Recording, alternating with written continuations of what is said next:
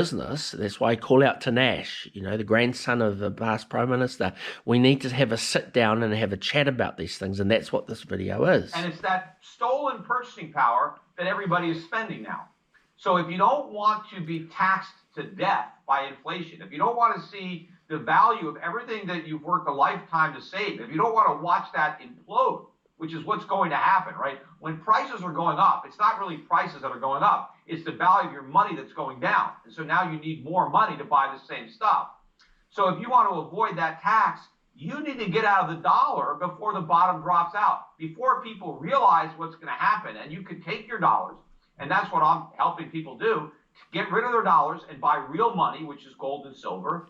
So in the world, the $100 bills, like 60% of all the American $100 bills circulate outside of America. So it's a de facto currency. And so when this inflation he's talking about happens, all of those dollar bills start to, as I say, be worth less relative to the commodities that are around there.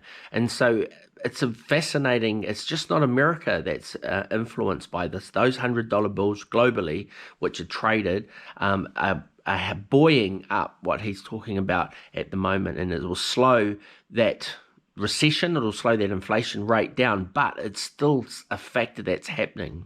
Or exchange their dollars for foreign currency and then use that foreign currency to buy foreign assets. Foreign stocks, foreign bonds.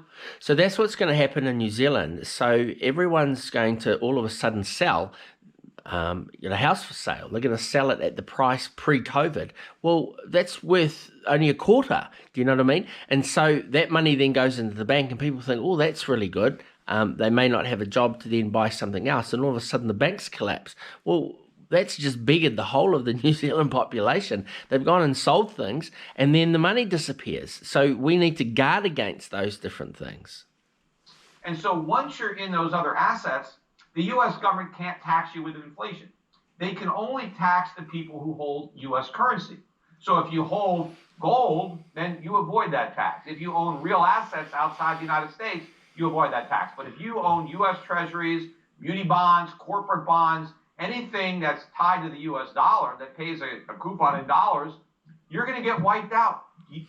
So this is being said now before all of this happens. So I'm making this video simply because 6th of June tomorrow, my mum's birthday, 2020, and I've just watched the 10 week where a woman was helping out in the hospital and stuff. So there are earnest young people like myself who put our oar to the wheel. We're not cynical, we're not laying back, we're not just letting it all happen, and we want to be our brother's keeper. And so that's my advice. So just work out what your net worth is, and Trade Me has some silver coins is the easiest one, and stay rural is my advice on that. And if you're in the city, then you've got to match that in the same as the maximum of probably about 13 ounces of gold or 13 ounces of silver in the country is the maximum, but just a couple of coins, a couple of ounces of coins silver and a couple of ounces of coins gold is probably all that's required. So you don't have to go overboard, but just have it jingling around in your pocket because it's good as gold, and that's my first advice. And that's just to individuals. To governments, we need to sit down and we need to have a look at the taxation system, because the first dollar that a person earns, this GST is something that is, I would say, with this COVID situation, we need to change that. We need to reduce GST down. The government needs to make its income, its revenue from people working, and that's their daily, when they earn their money daily with regards to their income. You are going to be bearing the cost of all the bailouts and all the stimulus. So if you don't want to pay it, then you got to do something now. What has the recent unrest? So what we want to do is stop overproduction. And so you might say, oh, well, why would you have 100% interest in over 100% taxation over $1 million? Well, if someone sells something and they've made a capital gains on it, they need to then register that with the government.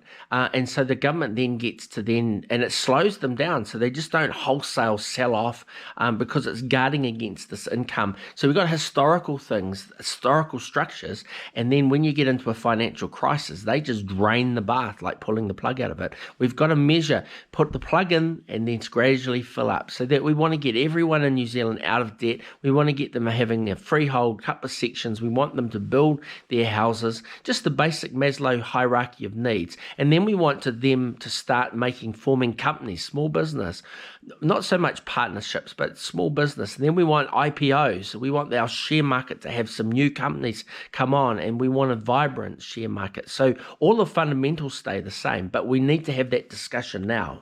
Done to sort of change your forecast, because when the Occupy Wall Street movement started in 2011, I think it was, they started calling for So they're starting to get into the politics of this. Welfare programs. So I've said my piece, so that's 30 minutes. So hopefully that's of use. And MP Nash, I would love to have a discussion here in South Waikato, and we'll make some plans of going forward. Okay, look forward to talking to you. Bye-bye for now.